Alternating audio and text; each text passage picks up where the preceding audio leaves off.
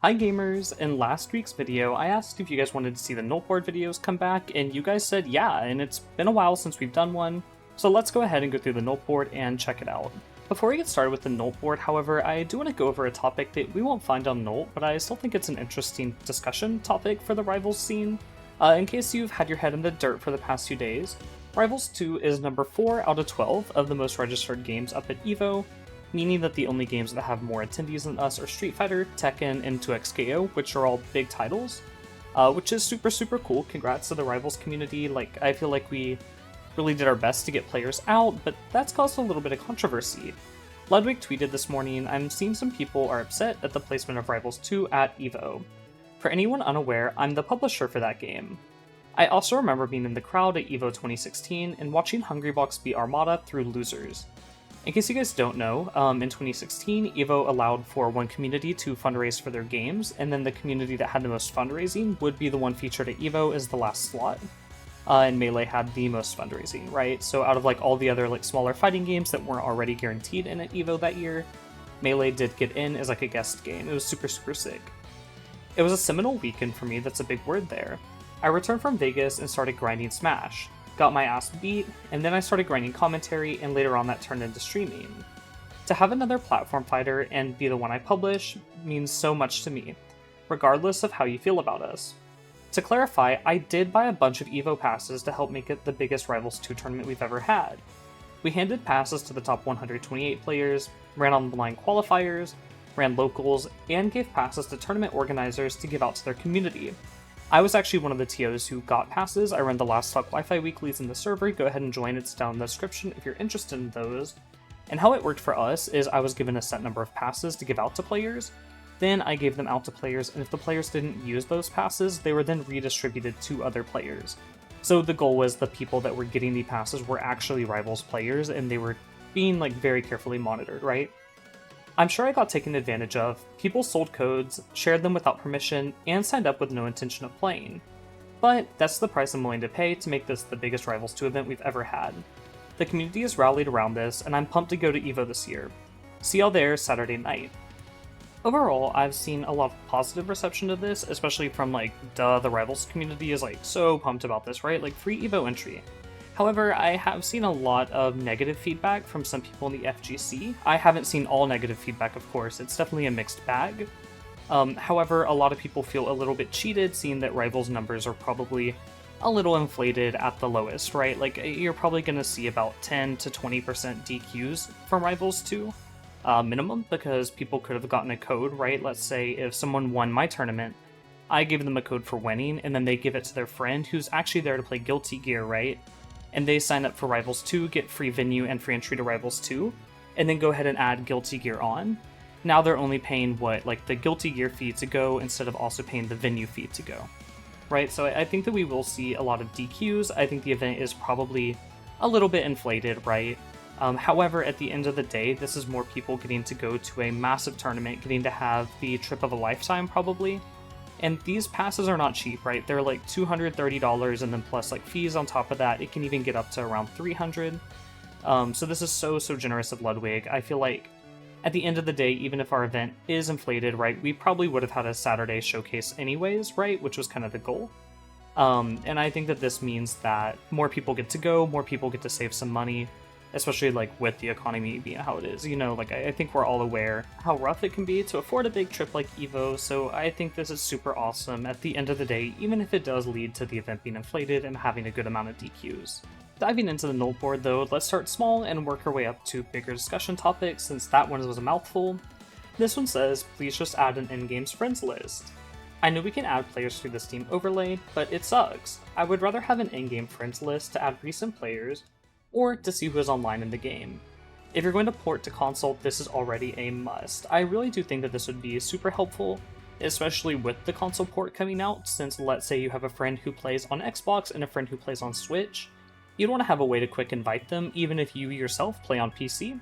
So I think this would be a really cool feature, would also help with things like buying gifts for people, and then maybe you could even see your friend's achievements in game, right? You could have a social tab. I think that'd be really cool. Next up, for another short Nolt post, I thought this one was a little bit topical for this section of the video where I normally plug myself. They said, please blare 1,000 alarms whenever my creator code runs out.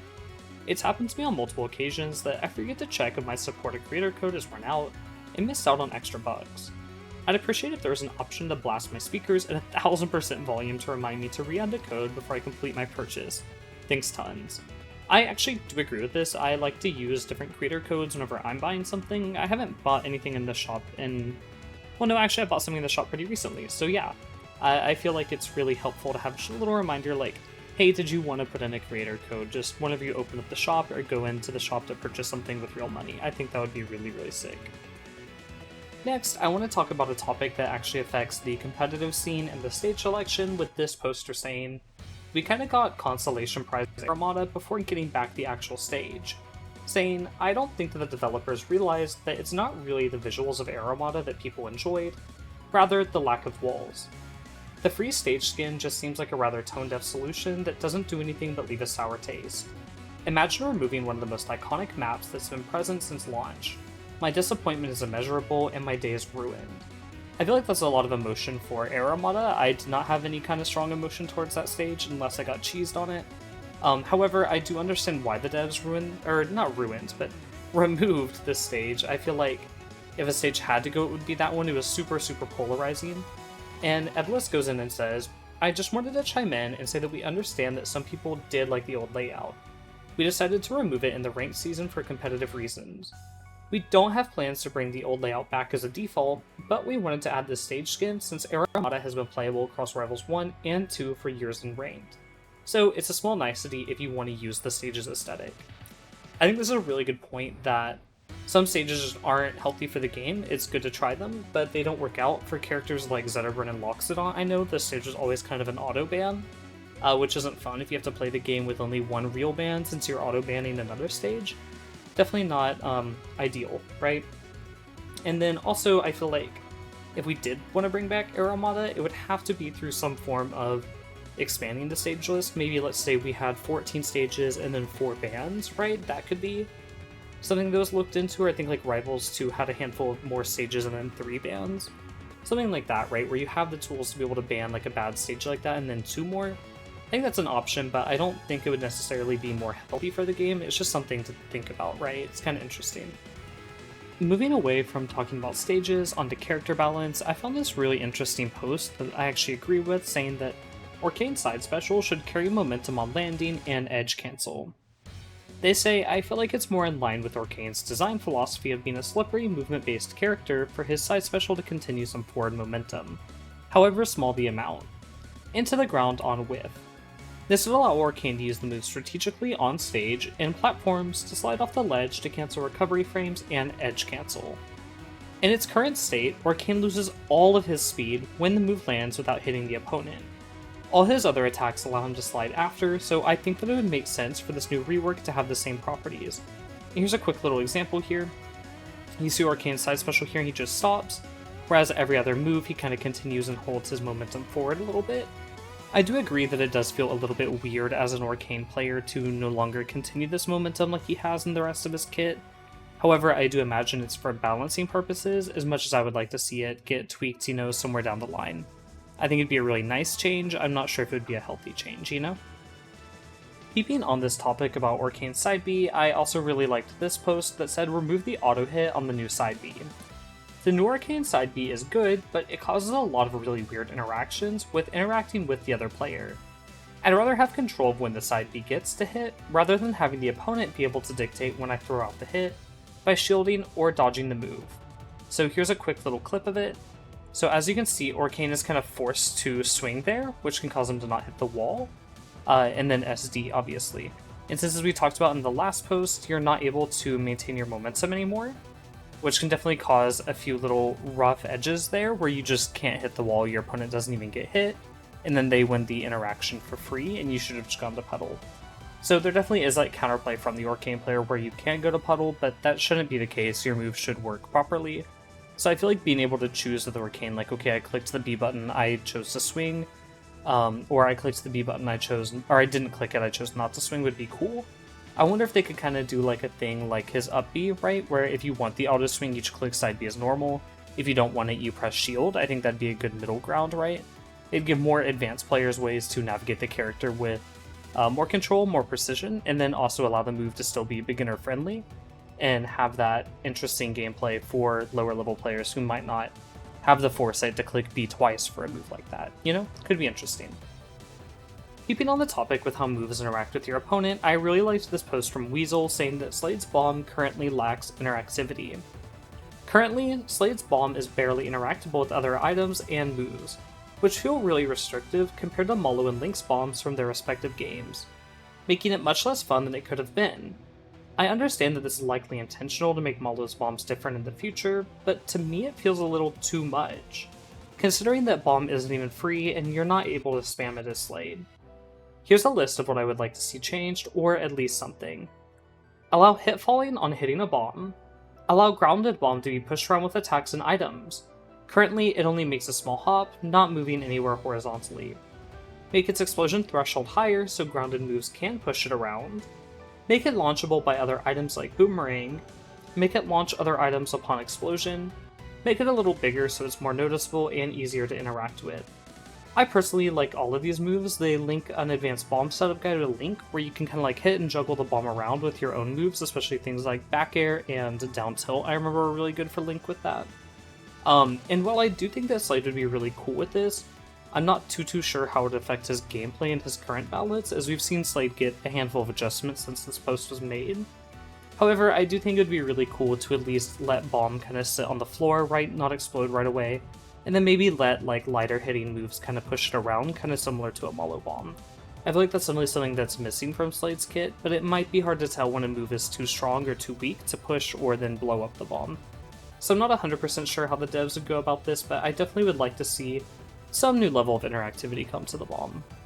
Keeping on the topic of Slade, this is another kind of dated post about the character, but I thought it was worth discussing. They say make shurikens free again. It's much simpler to have shurikens be free all the time. Right now, it feels bad to use them once you only have just some coins. Shurikens aren't really a great item, and being free as a way for item play was basically all that it had going for it. I don't see any real harm in making them free, as long as it has very limited spam and camp potential, and already doesn't let you plunder more money on hit. I do agree with this. I think that shurikens costing 20 coins is definitely really rough at the start of the match. I feel like whenever the timer says go, you always pull a shuriken as Slade, and then after that you start to get your hits and you're not pulling them anymore, which is definitely a bummer. However, I currently think that Slade's in a really good spot balance-wise right now. I'd like to see where he sits in the meta with maybe very minor changes, buffs, and nerfs potentially coming to his kit throughout the next few months. I would like to see kind of what happens. I feel like with characters like Lorena, right? She got her kind of like round of buffs over her first month of being out, and now she's in like, truthfully, in my opinion, a very good spot. If you guys want to see me do a little meta update past just a every few month tier list, I would definitely be down for that. I think Lorena's really good right now, and I think that Slade might be too. I would just kind of like to see him sit with the rest of the cast and have some time to develop. But I would also like to see him have a little bit more tools. I feel like his item play is the least powerful part of his kit, besides Boomerang. So I would like to see maybe some love be shown to the other items, especially Shuriken. Finally, for our last post talking about balance today, I liked this post about Clairen in 1 versus 2. It might be something the dev team is already aware of, but I went back and played Rivals 1 recently, and I noticed something pretty jarring about Clairen specifically. Compared to Rivals 2, she feels extremely sluggish and limited in her mobility, and that seems like it was done to compensate her ridiculous advantage and range. Rivals 2 has kept that ridiculous advantage and range, which is a good thing. I think that's really cool, but has done away with the sluggish movement and attacks that kept it in check. Specific points I want to bring up: whiffed normals are very slow. Aerial landing lag is a lot higher if she misses them across the board. This is due to the hit canceling or whiff lag, whichever one you want to see it as. I think Dan likes to change how he coins it depending on the day.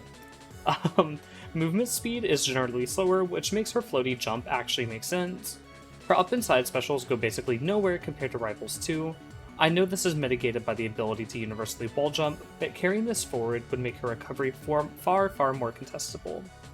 So Dan went ahead and he responded, and he said, "I just wanted to share, when you were curious about this kind of stuff, he can compare the games directly instead of going by feel, and he includes some frame data links. The movement properties are obviously going to feel different in a new engine, but frame data can be compared directly to see what you're feeling matches the reality. For example, on just comparing the first two of Clairen's aerials on those pages, Nair has an aerial whiff lag of 11, whereas in Rivals 2 it's 17, and then Fair has a whiff lag of 21, whereas its Rivals 2 aerial lag is 24. Those are the whiff lag numbers on whiff, by the way, not on hit. On hit, those moves are a lot faster because if you don't know, in Rivals 1 if you land your move, it has less lag at the end of it, allowing you to combo a little bit better. Dan then goes on to say, so while she might feel slower and laggier in Rivals 1, there's more going on here, and it's a combination of a lot of factors, including animation, aerial drift, friction, and control. Some of the up specials did have a lot less drift early into Rivals 2 betas, but you run into issues when you give a recovery move both long landing lag and low drift, especially in Rivals 2 versus Rivals 1, where opponents can use ledge to force characters like Fleet and Clairen to have to land on stage. As for the comment that the devs have huge issues designing characters with disjoints, I think we've seen both high disjoints, Stango's Loxodont, and low disjoints like Stango's Olympia, can be dominant in the same engine. Personally, I don't think that there's a problem with disjoints in Rivals 2, I think it's specifically like a Clairen thing that a lot of people have trouble with. However, I did think this post was very insightful, seeing that while Clairen does feel a lot slower in Rivals of Aether 1, I feel like her actual numbers obviously are not reflective of that, which I thought was pretty interesting. I do think that Clairen definitely does need a little bit more tuning in Rivals 2, but I actually think she's pretty close to where she should be. I think that maybe if we went a few months without a Clairen patch, it wouldn't be the end of the world. However, I do have a video coming up pretty soon where I want to go in and look at a few different moves that I think could be changed for a different move in the game, similar to Orcane Rework. And Clairen definitely has a few, maybe one, maybe two, moves on that list, which I think could be kind of interesting to play around with how they're designed. Let me know though if there's a move that you guys think isn't working how it should, or if a character might benefit from a different move added to their kit. I'm kind of curious what y'all think about that. I wanted to wrap up today with a few non-balance related posts. I think that balance posts are really interesting, but it's really easily to get bogged down and feel like Rivals is not balanced, when in reality it really is whenever you just look at posts like these. So I wanted to end on a little bit more casual note. And I liked this post a lot, saying to add 8-player support, and it has a dev response that I thought was pretty cool too. They say, now with larger maps, it would be so fun to play with 8 players with friends. The patch 1.3.2 added support for 8-player lobbies, but it's only possible to play 4 players maximum. In my opinion, being able to at least have the option to play 8 players should be a pretty big priority. Not only would it bring Rivals closer to the biggest competitor that it has, being Smash, it would also allow the game to become a way more attractive party game, especially considering Workshop is around the corner, and 8-player support would be equally as exciting of a step. The big remaining thing that is not required but would certainly help in making 8-player gameplay a nice experience would be to improve overall performance. It's not a requirement since 8-player gameplay would be optional, but in order to make it smoother for all players on any system, performance would probably need to be improved down the line.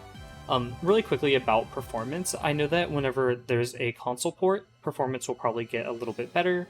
So whenever we do hear some console news or we get closer to that, I think we will see a lot of performance buffs. Apparently, there already exists a bug with the new lobby system that allows for 8 players in a lobby, or in a match, and so in theory servers should already be able to somewhat handle it. And then Edalus goes on to respond and say that there's some UI work and other things we need to do to support this.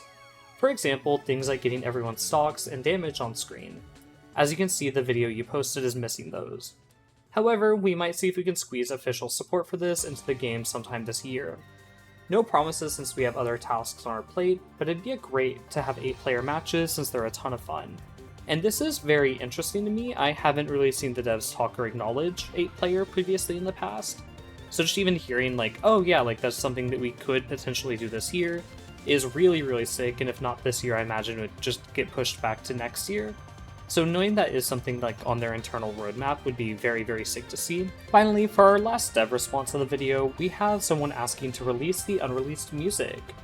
We've heard snippets of a number of songs already in trailers for Loxodont, Forestburn, Slade, and potentially even more. Assuming these are complete and waiting to be put in the game, is there any reason they can't be added now? It's kind of painful knowing that such good music only exists in a form that's incomplete, or has sound effects over the top like in a trailer. Also, going forward, it would be nice to make sure that doesn't happen again, so any added music can be listened to in-game.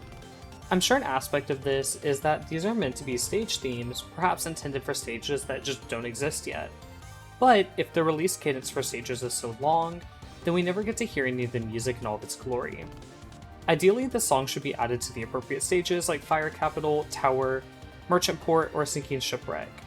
A My Music-esque feature is probably a bigger undertaking, and for this size of soundtrack, it probably isn't a big deal.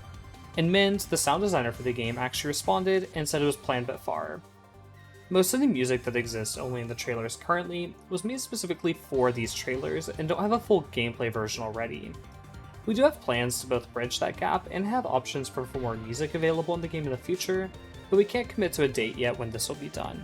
So personally, from what I know that, as Min said, because I think that I asked him about this whenever I interviewed him a year ago, there are definitely songs that are in these trailers, right, and they're really, really good, but they're just made for the trailer, right? They're tailored to the trailer, they're specifically made for that. So there's not a version that's playable in the game, but what they would like to do is take those songs, and there's already, like, let's say the song in the trailer is a chorus, right? You just build different instrumentals that connect it then to another chorus, and then you can let it loop, right? So the songs aren't ready for the game yet, but they would like to get them to a spot where they are. They're just simply not full songs yet, right? Like, it might be a 45-second snippet instead of a full 3-minute track. Finally, to wrap us up on a fun note, this Nolt question asks for a tetherball mode to return. They say, I think this is a fun mode from Rivals 1 that could be reasonably small enough to work into the game right now. Great game mode, would love to see it come back here. I think that Tetherball from Rivals 1 is one of the most unique platformer game modes that I've ever played, and I'm not sure how big of an undertaking it would be. I imagine it would actually be kind of hard to build everything out for Tetherball in Rivals 2 with like the 3D models and all that. But I think it would be so fun. It's such an easy way to get a friend into the game that doesn't normally enjoy plot fighters and be like, yo, like, look at all these side modes that are in the game. That would be fun, wouldn't it? So definitely something that I would like to see return. But overall, definitely not something that I need today for Rivals, but would be fun. With that being our last Nolt post though, thank you guys so much for watching today. It was such a good time to go back through these Nolt boards. I didn't find as many dev responses as in the past, because I know they've been doing the streams and answering y'all's questions elsewhere, so be sure to be tuning into those if you want to get the full scoop on keeping up with Rivals, and thanks again as always for watching through the video today. Until the next one, I'll see you guys later. Bye for now.